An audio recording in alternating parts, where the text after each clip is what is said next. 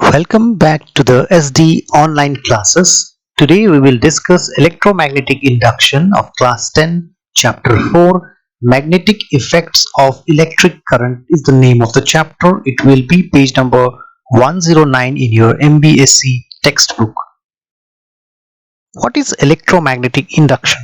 The phenomenon of production of electromotive force, EMF, electromotive force, short term is EMF, across a conductor when placed in a changing magnetic field, that is, by changing the magnetic flux. Changing magnetic flux field is done by changing magnetic flux. Linked with it is called electromagnetic induction. Okay, we have already seen that current flowing through a conductor produces a magnetic field. And if the conductor carrying current is placed in an external magnetic field, then the conductor experiences a force. Example, we have used this in electric motor as well. Now let us see now the new thing in order to understand your electromagnetic induction. Now let us see whether it is possible that motion of a conductor in a magnetic field can produce electricity. Yes, in 1931, Michael Faraday, an English physicist, found that electricity can be produced by moving a coil or loop towards or away from the magnet. How he did and how he formulated the three different laws, let us read them. Faraday's law of electromagnetic induction. First law, whenever magnetic flux linked to the coil changes, induced EMF, or through the EMF you get the current, is produced in the coil. Second law, he says that the induced EMF or the current through the EMF lasts as long as, only that means it will lasts as long as the change in magnetic flux continues. That means magnetic flux producing is not enough, it has to remain there and it has to change continuously. It has to increase and decrease. That is called change continues. Third law of the Faraday says the magnitude of the induced EMF, so the EMF and then the current which is generated out of this property, is directly proportional to the time rate of change of magnetic flux. Time rate means how quickly with the time the change in the magnetic flux is created. Okay, if it is changing very fast, very quickly, it is getting higher and lower, and then we can say that the magnitude, that means the EMF generated and the current produced through that system, is very high. These are the three things which can be again discussed in the form of activity as well. Let us suppose there is a wooden solenoid as shown in this diagram, a wooden cylinder, and a coil is wounded over it. So south and north pole you can see there. Now the two coil ends are connected to a galvanometer, and near it we have placed one stationary magnet. The galvanometer reading is right now 0 when it is stationary. When the magnet is not moving, the galvanometer reading is 0. Now when the magnet is moving towards the north to the coil, during that time the galvanometer is showing some deflection and it has again become 0 when it stopped. This proves that as long as the magnet keeps moving, the current flows in the circuit. Okay, but if the magnet is back again, see the opposite current is again forming in the galvanometer. So we have seen deflection in the galvanometer. Now the deflection will increase away whenever it is going away with a greater velocity, and if we change the magnet polarities, the opposite side we do, the current flowing again we have seen in the opposite direction in the galvanometer, you can see there. And now in the activity also we will try to understand the same thing by writing. Here this is electromagnetic induction demonstration, activity 4.4 in your textbook, how it is going. Okay, so here you see in the first diagram we have made arrangement made by English physicist Michael Faraday, how he had demonstrated a magnet moving magnet is going to generate electricity here in the galvanometer. Let us see this activity, how it is given.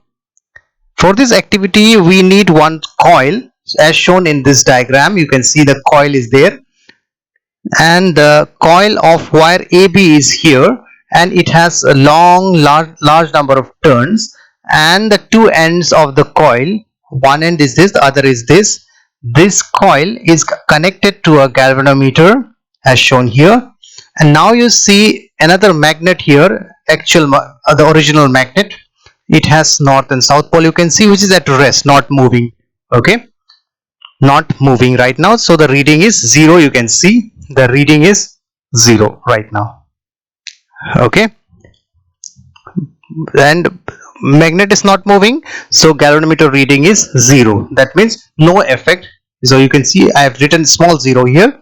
Okay, and now the second case, when we move the north pole of the magnet towards the end of B in this coil, galvanometer is showing the right side some deflection. Okay, you can see some deflection. The 0 is there, and this is from the 0 center. You see right side deflection is coming up.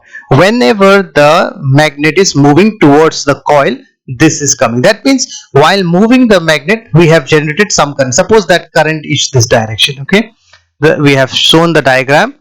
The current is right now flowing. In the top it was not flowing. Okay, right now it is flowing. Galvanometer is that which can detect electric current, okay, in the circuit. Now the pointer remains 0 for 0 in the above. Now right now the galvanometer is showing some deflection. Earlier it was 0. Now right now it is, when the magnet of this motion stops, the deflection again becomes 0. When the magnet stops moving, when we stop the magnet's motion, we will find again that the galvanometer goes back to 0. Okay, and after doing that, what we will do the next, when we move the north pole of the magnet away from the coil, that the galvanometer again shows a momentary deflection, but this time the deflection will be opposite direction, leftward. Okay, you can see in the diagram, second and the third one is different. Okay, in the third one you can see the current is flowing now this direction, opposite to the second case. Okay, when the magnet is going away, this is the way the current is flowing. The deflection to the left is indicates that the direction of the current is opposite to the second one, this one. Okay, and now if the direction of current is like this here, right now when the north pole was coming to the B coil, here you see the deflection is opposite when the north pole of the magnet was going to, here you see, when this is the second case, this is the first case, second case, this is the third case. Here when the current is north pole is going away, you see the current is flowing in that manner. Okay, now we have placed a magnet here. It is stationary, not moving. Okay, and what we'll do here is, south pole is also there, the magnet is not moving. We move the coil is coming near to the magnet. Okay, the whole coil, you can see the arrow there. When the coil is moving towards the north pole of the magnet, you see there is some deflection in the galvanometer right side. So it is same as north pole coming towards. When the coil is moving away from the north pole of the magnet, the galvanometer shows opposite deflection, left one. Okay, when both the coil and the magnet are kept stationary, the deflection of the galvanometer drops to 0 again. Okay, so now you see the south pole of the magnet reverse and move towards the end B of the coil. The galvanometer needle deflection is towards the left, the opposite of the previous case. See, the north pole was moving towards the coil, the galvanometer was showing right deflection, but now when the south pole is moving towards the B, its deflection is towards the left. Okay, now what can we conclude from all of these things, these three discussions? When the coil and the magnet are both stationary, there is no deflection. That is what the meaning is, no current is flowing in the circuit. Okay, but a moving magnet towards the coil or moving away from the coil sets up some current, generates some current. A moving coil also, when towards the magnet or away from the magnet, can set up current in the coil. Okay, that is the motion of the magnet with respect to the coil or the motion of the coil with respect to the magnet, both can generate current in the galvanometer. That is why the galvanometer is showing that deflection whenever there is motion, either the coil or the magnet or both also. Okay, so there is a deflection in the coil we have seen. The motion of the magnet with respect to the coil and the motion of the magnet with respect to the coil and the coil's motion with respect to the magnet, both are giving deflection.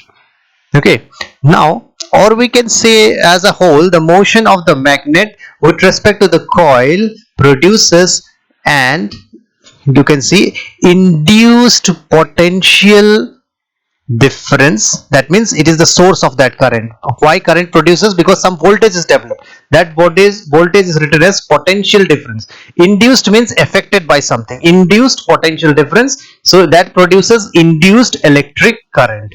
Okay, when the magnet moves towards the coil, the induced potential difference is induced, and hence the induced electric current is circuit is generated. Why we are using induced? Let us tell again.